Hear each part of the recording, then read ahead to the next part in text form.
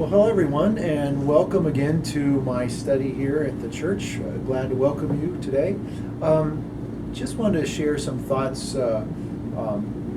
This past week, we all witnessed the passing of John Lewis, the great representative from Georgia, who was one of those really exceptional old heroes of the civil rights movement.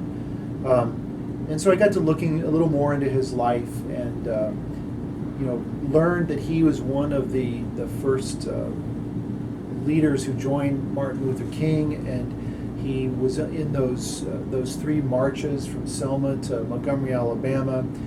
And it was really interesting this week, if you haven't seen it, that YouTube video where his casket is being taken by caisson across that Edmund Pettus Bridge, the same bridge when he and King and others crossed it. Lewis was nearly beaten to death.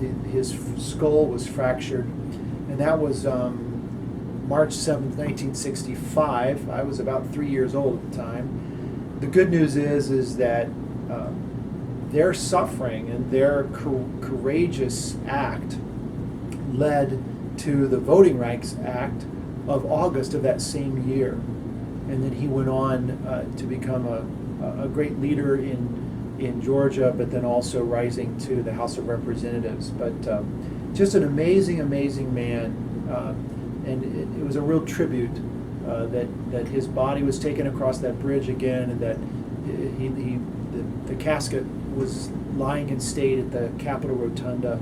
But just a great leader, especially during this time of such civil unrest and this anti-racism movement, for him to pass at this time. So just acknowledging him. He was also a Baptist minister. Most of you may not know that he went to Baptist seminary and he was ordained as a Baptist minister.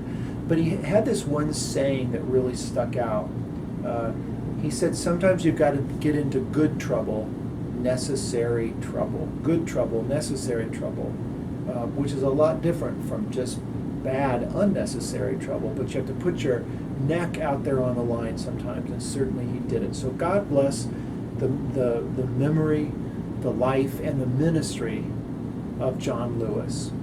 So remember him this week, and if you haven't had an opportunity to look at those YouTube videos of the way he was honored, and I believe he'll be buried Thursday in Georgia, his home state.